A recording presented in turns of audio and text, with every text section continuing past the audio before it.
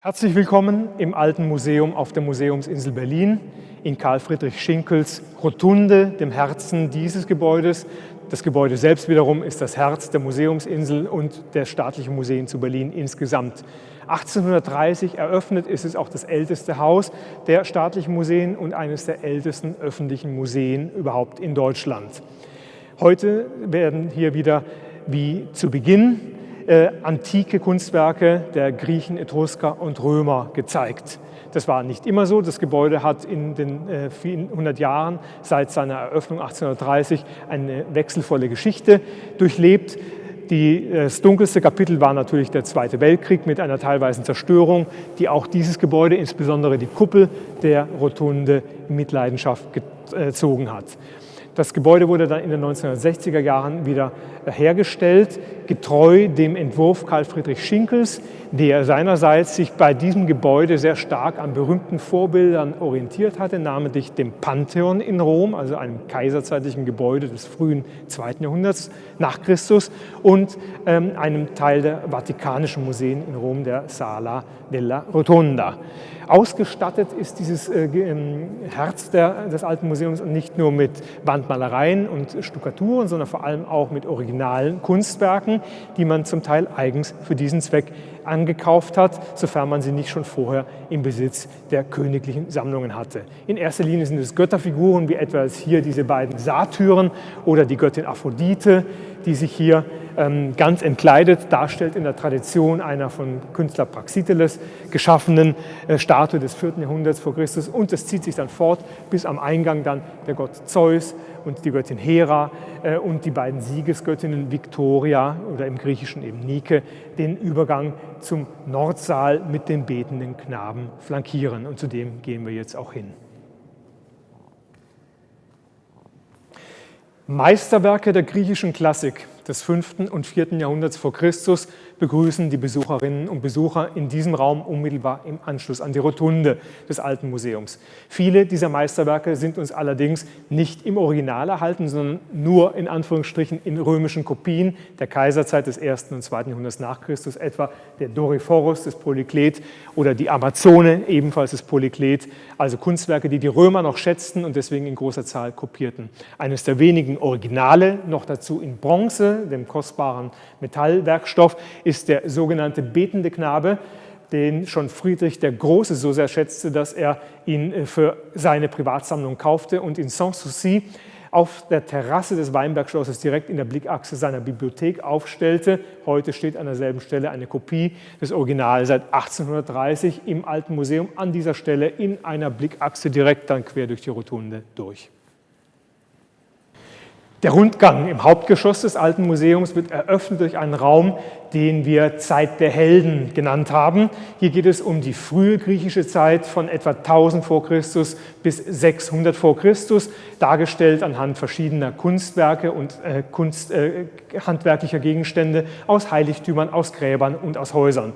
Krieg spielte eine große Rolle. Die griechischen Stadtstaaten haben sich permanent gegenseitig bekämpft.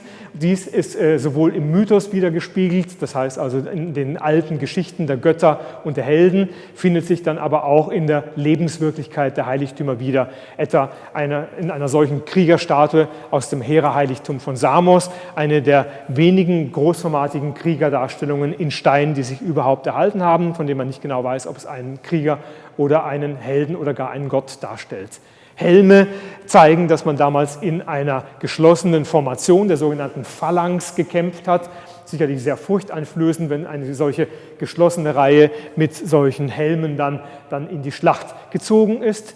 In den Heiligtümern fanden sich dann solche Weihwasserbecken, die fast in orientalischer Tradition hier solche Frauenfiguren zeigen, die auf Löwen stehen. Da fühlt man sich direkt an den alten Orient, an die Hethiter zum Beispiel erinnert. Die Heiligtümer der archaischen Zeit Griechenlands des 7. und 6. Jahrhunderts vor Christus waren bevölkert mit Skulpturen, mit Architekturen und kleinformatigen Weihgeschenken an die Gottheiten. Viele dieser Heiligtümer, vor allem diejenigen, die im griechischen Osten angesiedelt sind, Milet, Didyma etwa, wurden von den Berliner Museen im späten 19. und 20. Jahrhundert ausgegraben. Ganz besonders zu erwähnen ist das Apollon-Heiligtum von Didymar, von dem sich dieses ganz hervorragende Fragment oder diese 2 Fragmente erhalten haben. Das handelt sich dabei um die Skulpturen junger Mädchen, die als Schmuck um eine Säule herum angelegt waren, sogenannte Columnae celate, bei denen sich die antike Farbigkeit besonders schön erhalten hat. Und besonders gut kann man bei ihnen natürlich auch das sogenannte archaische Lächeln studieren, das die Menschenbilder jener Zeit, also des späten 7. und des 6. Jahrhunderts vor Christus, allesamt prägte. Großformatige, oftmals überlebensgroße Statuen bevölkerten diese Heiligtümer ebenso wie etwa hier dieser Kuros, dieser Jüngling, in dem Fall ein Opferträger, der einen Widder oder einen Hasen vor der Brust hielt und ihn der Gottheit zum Geschenk brachte.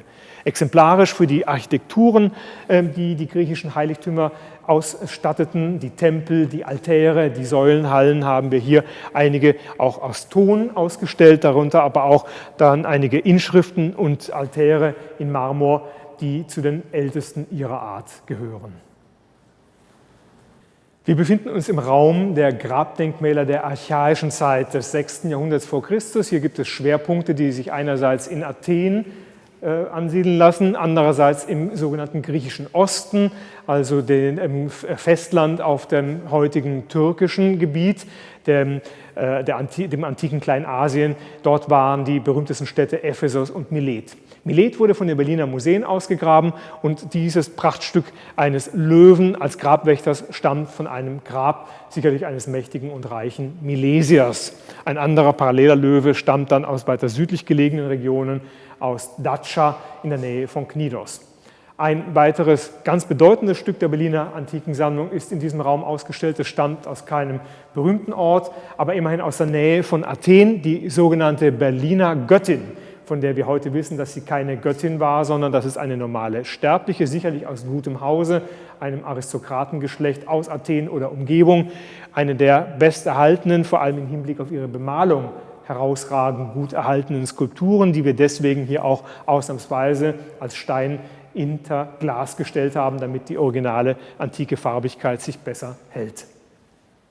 Auch in der klassischen Zeit Griechenlands im 5. und 4. Jahrhundert vor Christus blühten weiterhin Grabdenkmäler in verschiedensten Regionen auf. Unsere Sammlung ist innerhalb Deutschlands die reichste an solchen Denkmälern. Der gesamte Raum ist gefüllt mit attischen und außerattischen Grabdenkmälern. Eines der Spitzenstücke überhaupt ist die sogenannte Stele Giustiniani, benannt nach einem früheren Besitzer in Venedig, die wahrscheinlich in der Antike auf der Insel Paros hergestellt wurde, zumindest aus parischem Marmor hergestellt wurde und ein junges Mädchen, wahrscheinlich ein früh verstorbenes Mädchen zeigt. Die Bandbreite der Grabdenkmäler reicht aber eben auch noch hier in der klassischen Zeit zu solchen Löwen als Grabwächtern oder solchen Dienerfiguren, die trauernd einen Grabbezirk einrahmten.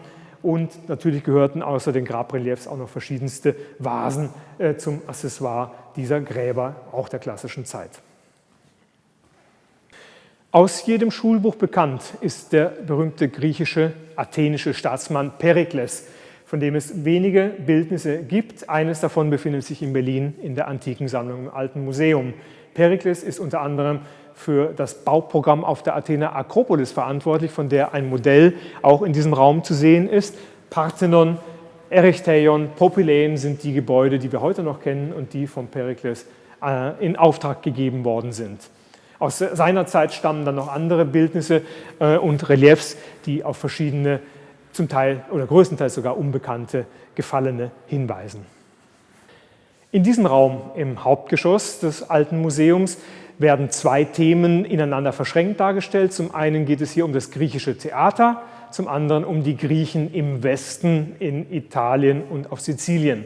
Das griechische Theater wird vorgeführt anhand eines Modells des ältesten Steintheaters, das wir überhaupt kennen, nämlich des Dionysos-Theaters am Abhang der Athener Akropolis.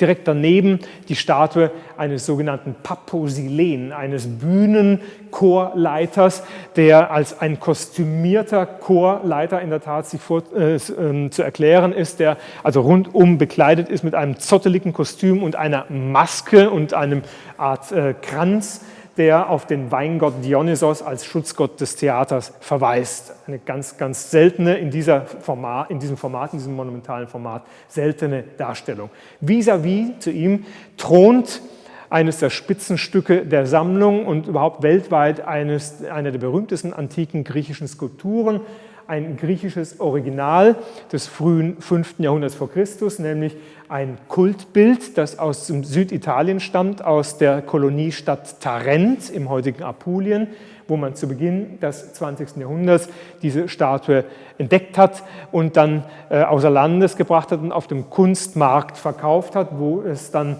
Berlin gelang, den Zuschlag zu gewinnen und sie dann für die Berliner Antikensammlung zu sichern. Eines der wenigen originalen griechischen Kultbilder, sehr gut erhalten, es fehlen lediglich die Arme und natürlich die antike Bemalung. Dargestellt ist wahrscheinlich die Unterwelts- und Fruchtbarkeitsgöttin Persephone, die Tochter der Demeter. Die späteste Periode des antiken Griechenland nennen wir den Hellenismus. Wir reden von der Zeit nach dem Tode Alexanders des Großen, 323 vor Christus, bis zu dem Zeitpunkt, da auch das letzte griechische Königreich von den Römern erobert wurde, also grob gesagt im 3., 2., 1. Jahrhundert vor Christus. In dieser Zeit ist sehr viel passiert. Es gab monarchische Flächenstaaten auf dem Gebiete Griechenlands und der Gebiete, die Alexander der Große erobert hatte. Und man entdeckte, dass es nicht nur ideales griechisches Menschenbild gibt, sondern dass es eben auch andere Menschen gibt, die es sich darzustellen lohne. Alte, gebrechliche, arme Menschen, darunter eben auch zum Beispiel Landleute oder wie in diesem Fall einen Fischer, der doppelt sozusagen benachteiligt in Anführungsstrichen ist, als er einerseits alt ist, andererseits ein hartes Leben hinter sich hat, das durch schwere Arbeit gekennzeichnet ist, in diesem Fall eben das Fischen. Beides kommt in dieser Skulptur, die als Fragment erhalten ist, sehr gut zum Ausdruck. Die vollständige Skulptur hielt dann noch Körbe in ihrer Hand und mit ihrer gebeugten Position zeigt sie ganz, ganz eindrücklich, was es wirklich bedeutet, ein Leben jenseits von Glück und Wohlstand zu führen. So etwas war in der Zeit des Hellenismus möglich. Parallel dazu gab es aber nach wie vor auch Bilder des Schönen, des Idealen, hier dargestellt anhand einer Person, deren Namen wir nicht kennen, von der wir nicht mal sagen können, ob ein König oder ein Heros, also ein Held, gemeint ist, weil der Kopf und die Attribute fehlen. Wichtig ist aber, dass diese Pose sowohl für die einen wie für die anderen noch verwendet werden konnte, dass sie selber aus einer älteren Zeit natürlich stammt, aus der klassischen Zeit und parallel zu diesen Darstellungen der Armen und weniger Begüterten möglich war in der Zeit des Hellenismus. Der letzte Raum im Hauptgeschoss, also dem ersten Stockwerk des Alten Museums, ist der eigenen Sammlungsgeschichte gewidmet, die wir hier anhand verschiedener Exponate, aber auch verschiedener grafischer Gestaltungselemente vorführen. Wir sehen zum Beispiel auf der Rückwand einen Zeitstrahl, der rechts beginnt und nach links geht und die über 350-jährige Geschichte anhand ihrer wichtigsten Daten, ihrer Protagonisten, also früherer Direktoren und Kuratoren, der wichtigsten Gebäude und der wichtigsten Erwerbungen und der Grabungen in verschiedenen Farben vorführt, davor auch einige der früheren Sammlungsdirektoren. Wir zeigen aber auch das Thema Verlust und Zerstörung. Das ist zum Beispiel jetzt hier der Fall bei dem römischen Sarkophag aus der frühen römischen Kaiserzeit, also aus dem 1. Jahrhundert nach Christus, der ebenso wie die Gesamtheit der Kunstwerke der Antikensammlung der Berliner Museen insgesamt ausgelagert war während des Zweiten Weltkrieges, in Sicherheit gebracht war in die Bunker, in diesem Fall in den Bunker im Flakturm Friedrichshain, dort den Krieg gut überstanden hat, aber nach dem Krieg, unmittelbar nach der Kapitulation im Mai 1945, brannte es dort zweimal. Wir wissen bis heute nicht genau, warum, wer den Brand gelegt hat.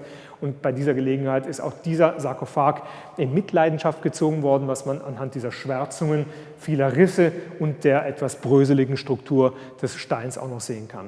Immerhin, wir haben diesen Sarkophag noch. Das gilt leider nicht mehr für diese Statue, die wir jetzt nur noch im Gipsabguss zeigen können. Das Original ist verschollen. Wir wissen bis zum heutigen Tage nicht, ob es überhaupt noch den Krieg überlebt hat oder ob es gänzlich zerstört ist. Ein Verdacht ist, dass das Original sich bei den Stücken befindet, die von der Sowjetunion 1958 nicht zurückgegeben wurden, als ja der Großteil der Kunstwerke inklusive des Pergamon-Altares an die DDR zurückgegeben wurde, aber wie wir heute wissen, eben nicht alles. Es könnte also sein, dass auch unsere Victoria von Calvatone, ursprünglich aus Norditalien stammend und Mitte des 19. Jahrhunderts für Berlin erworben, dass auch sie sich heute noch in Russland, entweder in Moskau oder in St. Petersburg, befindet. Im Obergeschoss des Alten Museums finden wir Kunst der Etrusker und Römer. Die Etrusker hat man lange Zeit als rätselhaftes Volk bezeichnet. Heute wissen wir, dass ganz viele der vermeintlichen Rätsel leicht zu lösen sind. Sie waren wahrscheinlich schon immer in Italien ansässig, sprachen aber eine Sprache, die mit dem Italischen, also dem späteren Römischen, genauso wenig verwandt war wie mit dem Griechischen. Es war eine offenbar nicht indoeuropäische Sprache. Auf jeden Fall ein ortsansässiges Volk, das kulturell den Griechen sehr viel verdankte und das seinerseits später den Römern ganz viel weitergab. Ein Spitzenstück in der Etrusker-Sammlung im Alten Museum ist der Deckel einer Aschenurne aus Chiusi aus dem 5. Jahrhundert vor Christus, also zeitgleich mit den klassischen Kunstwerken Griechenlands und insbesondere der Kopf mit seinen ebenmäßigen Formen und seiner gleichmäßigen Frisur ist ganz stark an den gleichzeitigen Kunstwerken Griechenlands orientiert. Die Etrusker haben, anders als die Griechen, sehr viel mehr mit Ton gebaut. Deswegen sind auch viele ihrer Tempel nicht erhalten. Was wir aber haben, vielfach, sind dann die tönernen Elemente ihrer Dächer, sowohl die Ziegel als auch die Schmuckgegenstände, wie wir sie hier in diesem Teil des Raumes dann sehen. Solche figürlichen, frauengestaltigen oder mischwesengestaltigen Antefixe Dachrandziegel oder solche kunstvoll bemalten Dachrandaufsätze. Die römischen Villen und ihre Gärten waren überreich ausgestattet mit antiken Skulpturen. Skulpturen, die zum Teil griechische Originale sein konnten, aber noch sehr viel mehr römische Kopien, römische Varianten nach griechischen Originalen darstellen konnten. Amor und Psyche ist ein ganz beliebtes Sujet der griechisch-hellenistischen und römischen Plastik.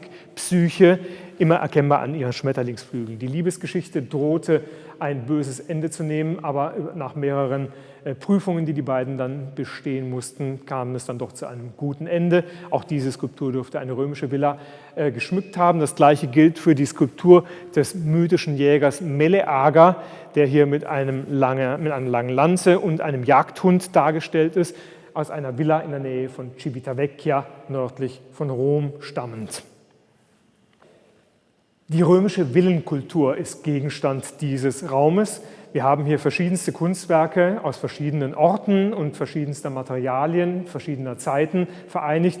Sicherlich das Highlight schlechthin ist der Hildesheimer Silberschatz, einer der bedeutendsten römischen Schatzfunde auf Gebiet deutschen Boden gefunden, außerhalb des Römischen Reiches. Deswegen wissen wir auch gar nicht ganz genau, was die historischen Hintergründe sind. Möglicherweise war es ein Beutezug, den Germanen in das Gebiet des Römischen Reiches unternommen haben und dann dieses Set mitgenommen haben. Oder es war ein Gastgeschenk oder ein Handelsobjekt und insofern ganz legal auf germanischem Boden gekommen. Das Set stammt aus der frühen römischen Kaiserzeit und wurde in den 1860er Jahren gefunden und gemäß damaliger Gesetzgebung, es gehörte ja Hildesheim zu Preußen, dann nach Berlin verbracht.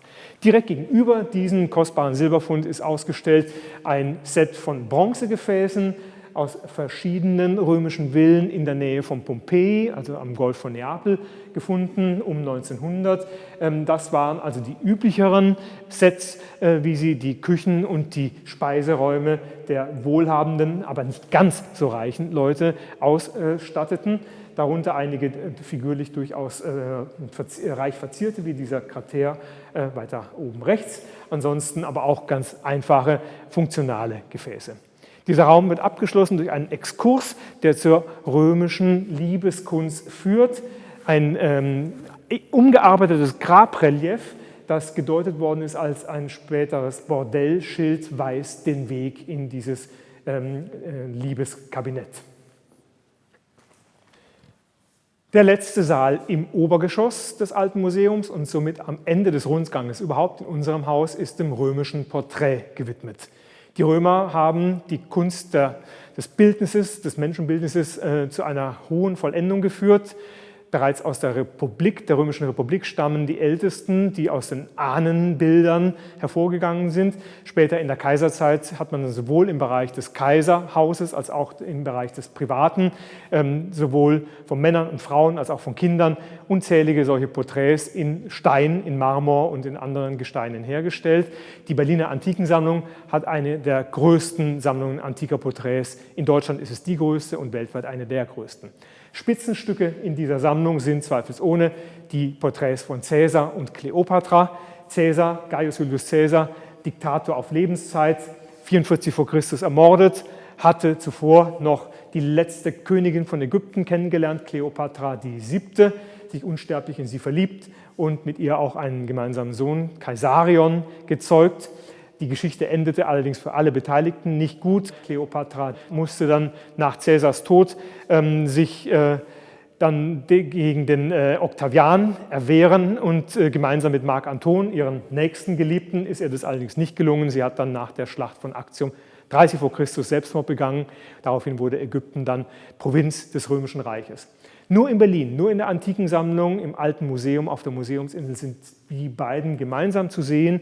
Das Cäsar-Porträt hatte schon Friedrich der Große im 18. Jahrhundert für Berlin gesichert, wohingegen das Kleopatra-Porträt erst in den 1970er Jahren in Westberlin gekauft wurde. Erst nach der deutschen Wiedervereinigung war es möglich, diese aus unterschiedlichen Zeiten zusammengekauften Objekte zusammenzuführen und dieses historische Liebespaar erstmals zusammen zu präsentieren. Damit sind wir am Ende unseres Rundganges angelangt. Ich freue mich sehr, dass Sie bei uns waren und ich würde mich noch mehr freuen, wenn Sie uns noch einmal besuchten und noch viel mehr entdeckten, was hier in unserem Hause zu sehen ist. Denn Sie sehen ja links und rechts, überall gibt es noch sehr viel mehr zu sehen. Auf 3000 Quadratmetern in 2 Ebenen dieses Hauses, täglich von Dienstag bis Sonntag geöffnet, können Sie Griechen, Etrusker und Römer in Berlin bewundern. Ich freue mich. Auf Wiedersehen.